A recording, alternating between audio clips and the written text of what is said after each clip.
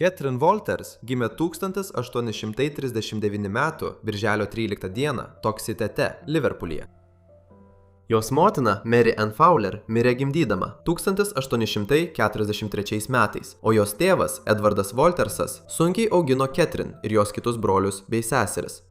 Jis dirbo muitinės pareigūnų Liverpoolyje, o vėliau tapo užeigos savininku Češyre.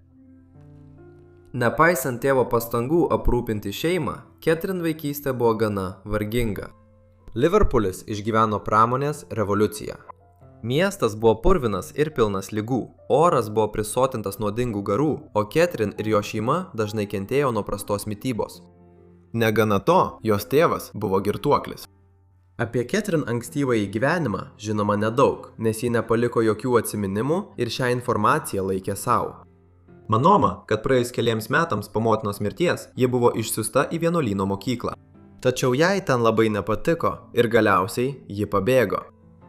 Būdama paauglė, ji gavo pirmąjį darbą boulingo klube, vadinamame Juodojo Džeko užeiga.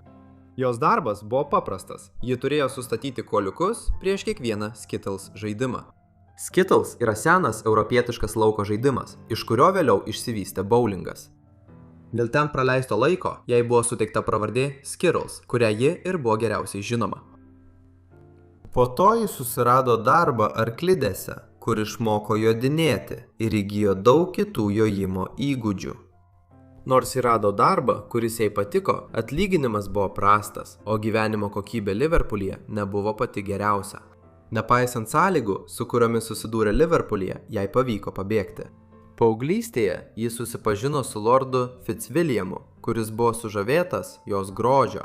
Sulaukusi 16, ji išvyko su lordu Fitzwilliamu į Londoną ir 2 metus buvo jo meilužė. Kai santykiai baigėsi, jis dosniai jai skyrė 2000 svarų ir kasmetinę 300 svarų pensiją. Skirtingai nei daugelis kitų to meto kurtizanių, kurios dažniausiai atskleisdavo savo meilužius, Katerina to nedarė. Šis lojalumas vėliau labai pravertė Katerinai, nes būsimi meilužiai žinojo, kad gali jie pasitikėti. Be to, dosnios metinės pensijos buvo tik papildoma paskata, jei kada nors Katerina būtų susigundžiusi. Katerina buvo apibūdinama kaip turinti klasikinį grožį. Ji turėjo pilkai mėlynas akis, kaštoninius plaukus ir 18 colių liemenį.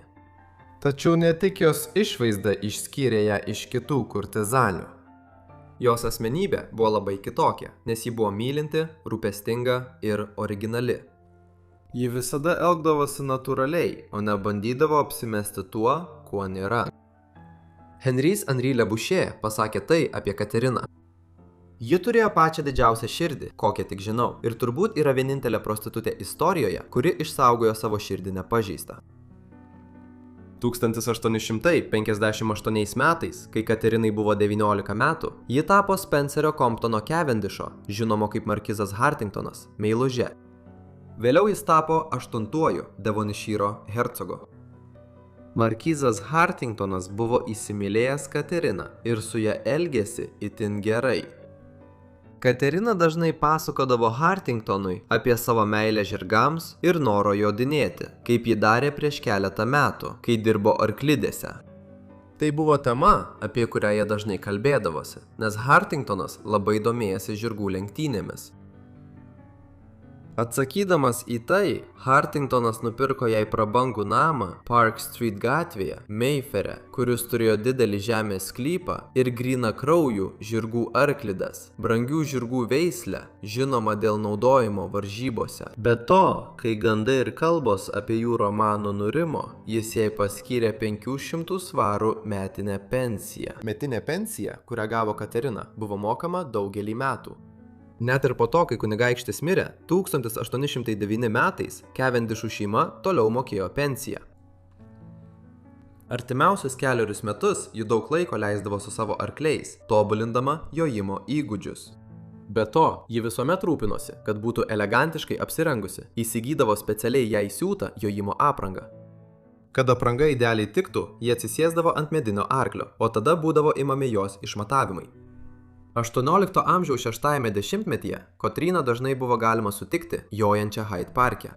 Nors vėliau ji bus prisimenama kaip garsioji kurtizanė, ji taip pat garsėjo kaip įgudusi raitelė ir buvo laikoma elegantiškiausia savo laikmečio jojikė.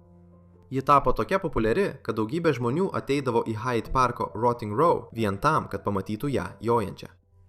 Daugelis geisdavo jos grožio, jojimo įgūdžių ir aptemptų drabužių, kuriuos jai siuvo Henry Poole & Company, o, kaip teigiama, ji juos vilkėdavo be apatinių. Tarp didelių smalsuolių minių visada būdavo grupės aukštuomenės damų. Šios damos ėmė jai pavydėti ir pradėjo kopijuoti jos tobulai prigludusio jojimo kostiumo kirpimą. Tai reiškia aprangą, kurią moteris dėvėdavo jodamos žirgais. Paprastai jis susideda iš pagal figūrą pasiūto švarko su ilgu sijonu ir pasiūtų marškinių ir skrybėlės.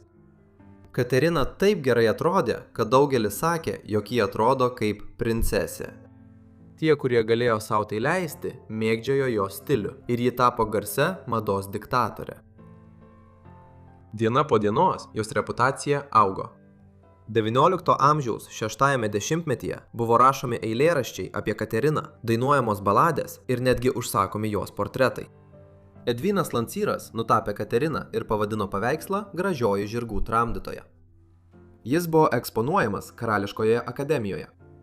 Viešai jodinėdama, ji vadino save anonimą, kad bandytų paslėpti savo tapatybę, tačiau beveik visi žinojo, kad ji iš tikrųjų yra Katerina Wolters.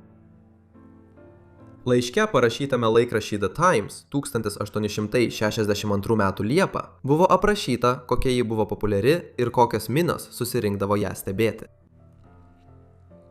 Lūkesčiai pakyla iki aukščiausio lygio. Graži moteris greitai pravažiuoja karieta, kurią traukia grynakraujai poniai, pasižymintis išskirtinę išvaizdą ir eiseną. Vairuotojas vilki anonimos išpopuliarintą pork pie stiliaus skrybėlę.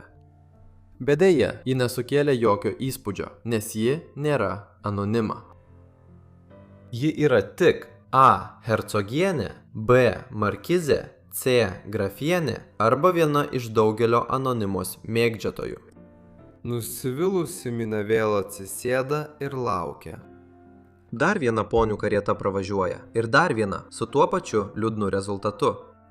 Galiausiai jų kantrybė atsiperka. Anonima ir jos poniai pasirodo ir minia lieka patenkinta. Ji vikriai prasiskverbia pro minią, lyg niekur nieko, o šimtai ją aptarinėja, vieni žavisi, kiti pavydi. Jis sustabdo savo ponis pasikalbėti su pažįstamu ir jos karieta akimirksniu apsupa minia. Ji apsisuka ir vėl važiuoja link Apsley House, o tada pasuka į nežinomą pasaulį. Niekas nežino kur.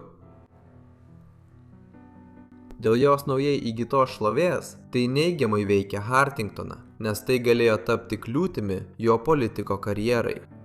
Nors abu labai rūpinosi vienas kitu, Hartingtonas nusprendė, kad santykiai nebegali tęstis. Taip jų ryšys baigėsi 1862 metais. Tačiau laikas, kurį jie praleido kartu, labai pasitarnaus Katerinai ateinančius metus. Hartingtonas ne tik nupirko jai nekilnojamojo turto ir davė jai pinigų, bet ir supažindino ją su siuvėjų namais Henry Poole & Company, su kuriais ji dar daugelį metų palaikys verslo ryšius. Jis taip pat pasamdė korepetitorių, kad ji galėtų tapti gerai išsilavinusią damą. Pasibaigus romanui su Hartingtonu, ji tapo gana liūdna, tačiau greitai atsigavo ir trumpai susitikinėjo su Aubriu de Veru Bukleru Niujorke. Tada, 1863 metais, ji persikėlė į Paryžių ir turėjo daugybę skirtingų meilužių. Tarp jų buvo finansų ministras Archibaldas, diplomatas ir poetas Wilfridas Queenas Blantas bei imperatorius Napoleonas III. Būdama Paryžiuje, ji garsėjo tuo, kad važinėdavo savo pačios karieta, kurią traukė du grynakraujai žirgai per didelį parką, vadinamą Bulonės mišku. Paprastai ją lydėdavo du arklininkai, kurie rūpinosi jos žirgais. Visi trys visada vilkėjo puošniais pagal užsakymą su tais drabužiais. Blantas buvo ją įsimylėjęs ir toks liko visą likusį gyvenimą. Romanas baigėsi, kai lordas Crowleys, Blanto sužadėtinės tėvas, kuris taip pat buvo ambasadorius Prancūzijoje, sužinojo, kas vyksta. Jis nedelsdamas išsiuntė Blantą atgal į Angliją ir privertė jį atsistatydinti iš pareigų. Nors vėliau Blantas vedė ir sukūrė šeimą, jis vis dar jautė meilę Katerinai. XIX amžiaus paskutiniojo dešimtmečio pabaigoje jis parašė eilėraštį skirtą Katerinai, pavadintą Estera. Taip pat maždaug tuo metu jie pradėjo rašyti vienas kitam laiškus. Jie tapo draugais ir tokiais išliko iki Katerinos mirties. Prasidėjus Prancūzijos ir Prūsijos karui 1870 metais, Katerina persikėlė atgal į savo namus Mayfaire, Londone, ir čia gyveno likusi savo gyvenimą. Ji toliau puoselėjo savo aistrą jodinėjimui, o sekmadieniais rengdavo popietės arbatos vakarėlius, kuriuose dalyvaudavo įtakingi vyrai iš viso Londono. Vienas iš tokių dažnai padėdavusių vyrų buvo parlamento narys ir būsimas ministras pirmininkas Williamas Gladstonas. Tačiau mažai tikėtina, kad šis garbus senasis vyras buvo vienas iš jos klientų. Maždaug tuo metu jis susipažino su garsiausiu savo meilužiu, Velso princu, vėliau tapusiu karaliumi Edvardu VII.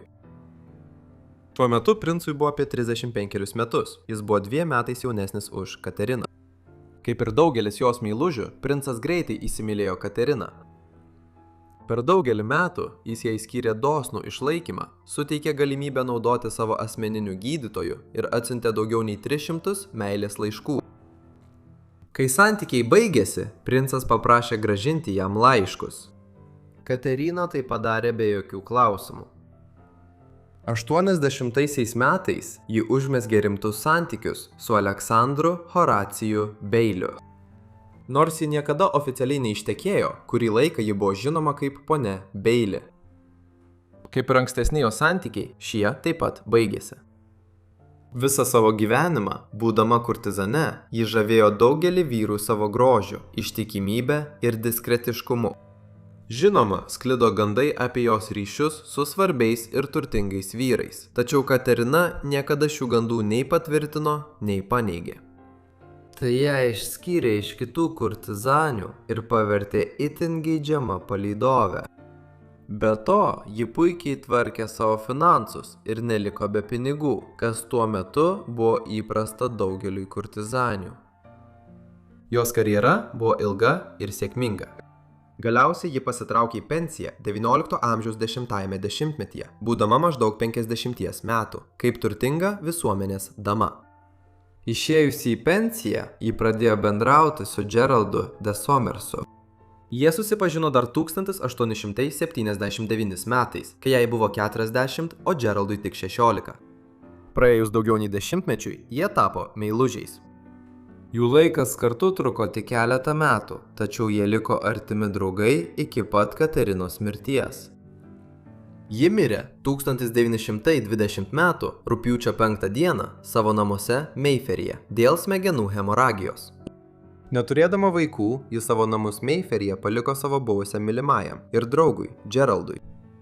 Manoma, kad ji taip pat turėjo viešbutį Anglijoje ir Prancūzijoje, tačiau neaišku, kas nutiko šioms nuosavybėms. Catherine Walters buvo palaidota vienuolyno kapinėse Crowleyje, vakarų Sussex'e. Catherine Walters nepaliko jokių memuarų ar dienoraščio. Tam tikra prasme, tai liudija jos gerą būdą, nes po jos mirties ne vienas iš jos klientų nepatyrė neigiamų pasekmių. Ji buvo prisimenama dėl savo charizmos, sąžiningumo, ištikimybės ir gebėjimo mylėti. Ačiū visiems, kad žiūrėjote šį vaizdo įrašą apie Kateriną Walters. Tikiuosi jums patiko. Jei taip, palikite komentarą ir paspauskite patinka. O jei dar nesate kanalo prenumeratorius, prenumeruokite. Tikiuosi, kad visi puikiai atšventėte naujuosius metus. O jei turite kokių nors pasiūlymų, parašykite man elektroninį paštu, kurį rasite aprašyme, arba palikite komentarą. Tai viskas iš manęs. Susitiksime kitame Forgotten Lives epizode. Ačiū.